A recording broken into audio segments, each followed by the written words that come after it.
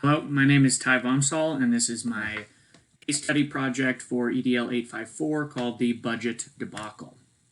So to summarize the case, this case involves Briardale Elementary School. It is one of 6 schools in the district.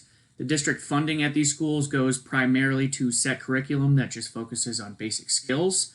All of the funding that goes or is needed for the supplementary curriculum subjects has historically the funding support for it has historically been confusing and has led to a lot of competition for additional fundraising at each individual site.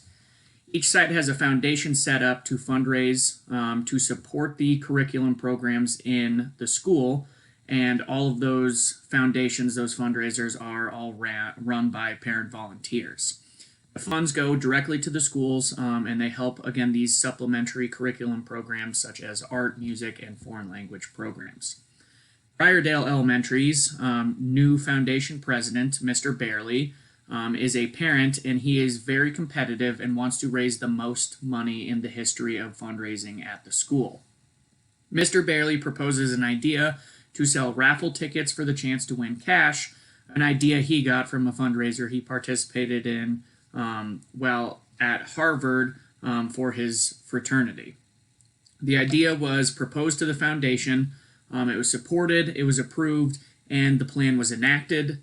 The raffle for cash event had sold all the tickets. The event had just begun. They were starting to pull the tickets when the local sheriff showed up and asked Mr. Bailey to go downtown to the police station.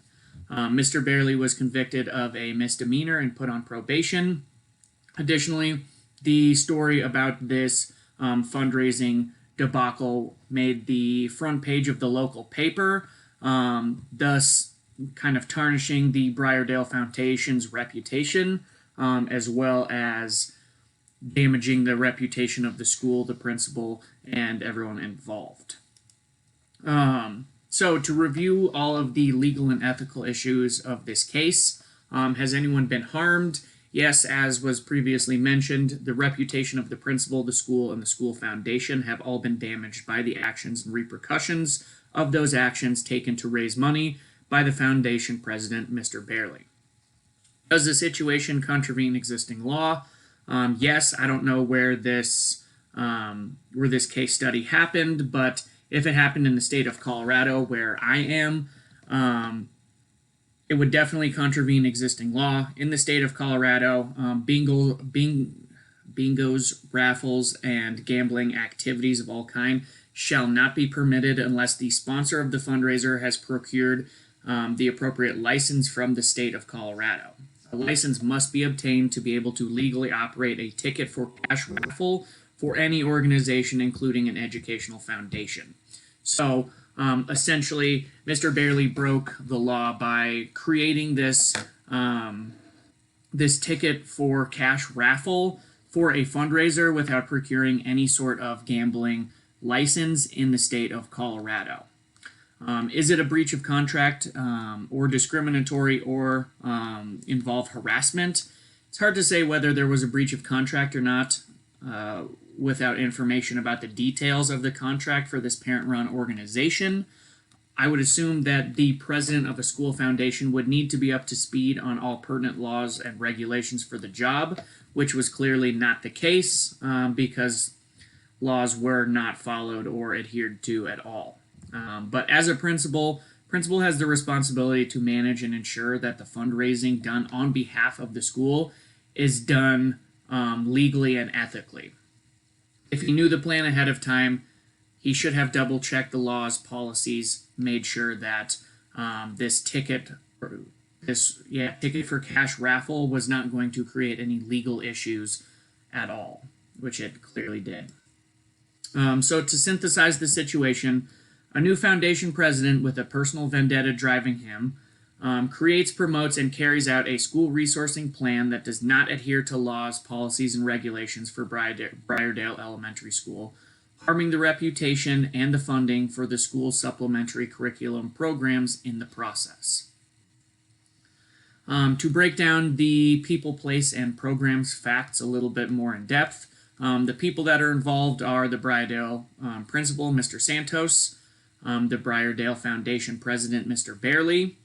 It also involves the elementary school staff, especially those supplementary curriculum teachers, the art, the foreign language, the music.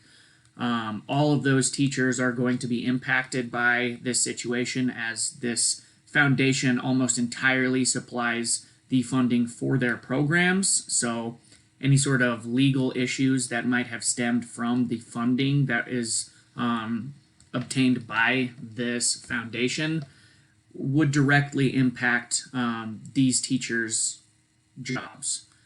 It also includes all of the raffle ticket purchasers, because technically speaking, all of those funds were obtained illegally.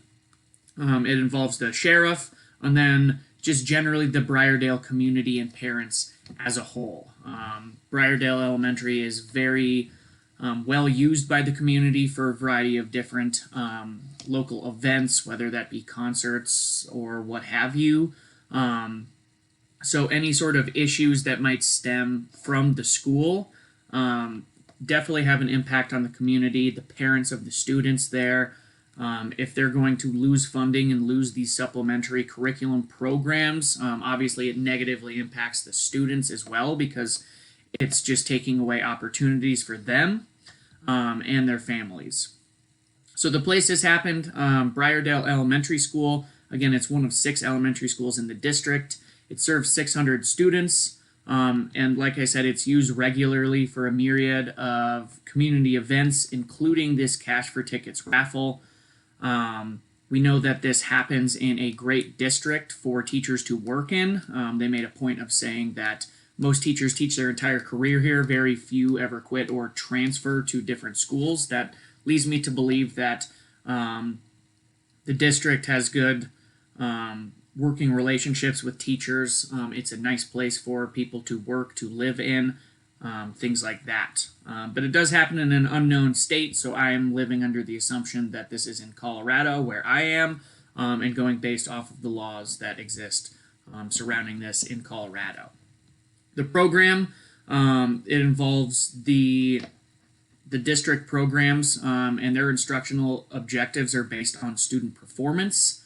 Most of the district funding supports the basic skills knowledge and teaching instruction, so all of these supplemental curriculum programs like art and music and foreign language are funded almost entirely by this Briardale Foundation. So incredibly important, again, for those programs and for those programs to continue to exist, for this foundation to do everything legally and effectively. So to review more information, things that could be considered for this case, could the conflict situation or decision be damaging to stakeholders or to the community? This situation could be very damaging to stakeholders involved and the stakeholders who are not even directly involved in the situation that transpired.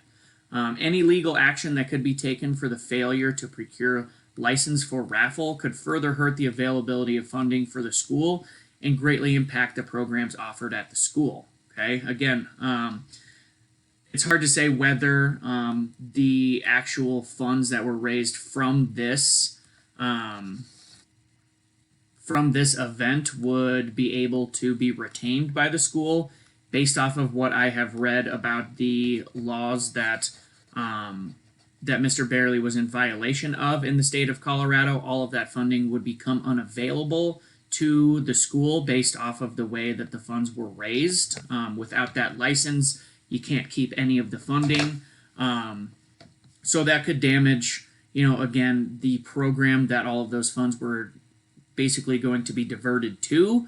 And, it could potentially impact negatively the potential for fundraising in the future. The situation could damage the reputation and legitimacy of the school foundation, the principal, Mr. Santos, and the foundation principal, Mr. Bailey. It's a pretty big situation, pretty big oversight to just go ahead with this without ever checking to make sure that it was within the realms of law. The loss of funds from fundraising event could make the supplementary curriculum programs unaffordable to the school for an undetermined amount of time. So again, that could be damaging to the students because they would lose opportunities. It would be damaging to the teachers who work in there because they would lose their jobs without funding for these programs. And then the reputation could impact the community's decision to involve the school in community events. Again, Briardale Elementary is at the center of town. They're constantly being used for a variety of different community engagement events. If this really damages the school's reputation in the eyes of the community, then they might not have the opportunity to be as involved in the community as they used to be. So a lot of different ways that this could be damaging to the stakeholders that are directly and indirectly involved in the case. Other things to consider for stakeholder impact as far as who was consulted. The stakeholders that have been consulted to this point have been the principal. He's obviously involved by default by being the principal of the school for which the foundation was based off of and was raising the funds for. If you're a principal, all of that fundraising, all of that stuff, if it's going into your discretionary fund, it's kind of your responsibility in the overall scheme of things to make sure that that funding is coming from a legal and adequate source and it's going to be used for what it's raised for. Other stakeholder that have been consulted to this point is Mr. Bailey. He's the primary individual involved as he is responsible for creating and running the illegal fundraiser. And then additionally, the other people who were directly involved are the foundation committee. They're involved because they agreed and supported the fundraiser idea regardless of the lack of legal considerations. So again, there's a lot of different people that could be at fault here. Obviously, I would say the principal and Mr. Bailey are a little bit more at fault because it really falls upon them as the president and the principal to ensure that nothing bad happens while these fundraisers occur. But the foundation committee is also a little bit at fault because at no point did anyone ever check to make sure that this fundraiser wasn't going to create an issue. It was all just agreed upon, followed along with, no problem. Okay. Stakeholders who have not been consulted or involved but are affected are the following. The Briardale Elementary staff. This situation can have drastic consequences for staff members. They weren't necessarily up to speed on what the fundraiser was, the designing of it, the enacting, all of that good stuff, but they are ultimately the ones that are going to have some sort of the repercussions of the fallout of this. The Briardale students and families. Again, the students and families of students could lose out on opportunities based on the outcome and repercussions of the fundraiser. And then the school curriculum, the school site curriculum committee. This was the committee that was supposed to be consulted when any fundraiser idea could affect the supplementary funding. The principal instructed Mr. Bailey to consult them on any fundraiser idea that could affect the supplementary funding. Mr. Bailey did not do that. He just went ahead and went for it anyways. Maybe if that system of checks and balances had been followed, they might have caught something that the foundation committee didn't. Maybe would have said, hey, you can't do this without getting a license. Maybe think of something else. So all necessary stakeholders were not consulted before the fundraiser began, but they all will be affected by the outcome of the fundraiser. Other things that could be considered additional information. Was Mr. Bailey informed of the fundraiser laws and policies during his initiation with Mr. Santos? Did Mr. Santos, the principal, even know that the fundraising idea was illegal beforehand? Number two, why did this concerned citizen go straight? Why didn't they go straight to Santos or Bailey first? Who was the concerned citizen that told the sheriff? What state did this occur in? What specific misdemeanor was Mr. Bailey charged with? What laws specifically was the fundraiser in violation of? I've kind of talked on that a little bit more, but I wish that they would have specifically mentioned like what the misdemeanor is or what the charge was in the case study. What will happen to the funds that are raised? Are they still available? And is there anything that can be done immediately to ensure that the school can still get funding for this, for these programs? Do I wish I had more information? Yes. Do I think I have enough